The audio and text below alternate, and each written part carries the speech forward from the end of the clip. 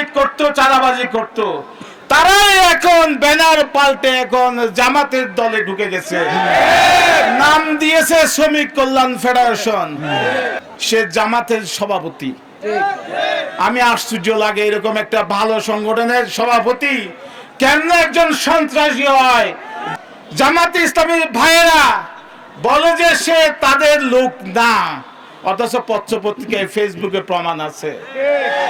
তারা পারত যে তাকে তারপরে পার্টি থেকে বহিষ্কার করে কলঙ্ক মুক্ত হতে পারত, কিন্তু তারা সেই কলঙ্ক মুক্ত হয় নাই। আমাদের শফিক শিকদারের পরিবারকে ধ্বংস করার জন্য তারা এই ষড়যন্ত্র করেছে। এখানে যার নাম বলা হয়েছে নোমান, সে এক সময় স্বেচ্ছাসেবক লীগ করত, তার পোস্টার আছে, সে কমলের সাথে তার ছবি আছে, তার বিভিন্ন নির্বাচনে আওয়ামী লীগের পক্ষে যে নির্বাচন করেছে তার ছবি আছে, এবং সে সময় 12 নম্বর ওয়ার্ডে যে জামাত শিবিরের নেতাদেরকেও মিথ্যা মামলায় দিয়েছে, বিএনপি নেতাদেরকেও মিথ্যা মামলায় দিয়েছে, বিভিন্ন নির্যাতন করেছে, তার প্রত্যক্ষ প্রমাণ আছে।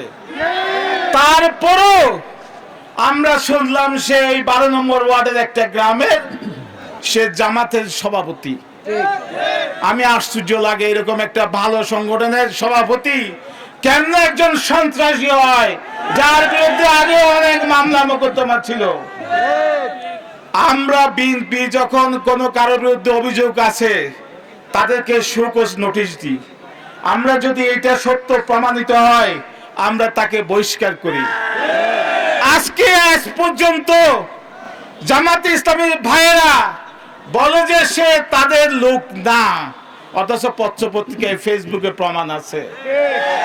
তারা পারত যে তাকে তারপরে পার্টি থেকে বহিষ্কার করে কলঙ্ক মুক্ত হতে পারত, কিন্তু তারা সেই কলঙ্ক মুক্ত হয় নাই। আপনারা দেখবেন, ইদানিং লক্ষ্য করবেন, সেই সময় যারা হাইব্রিড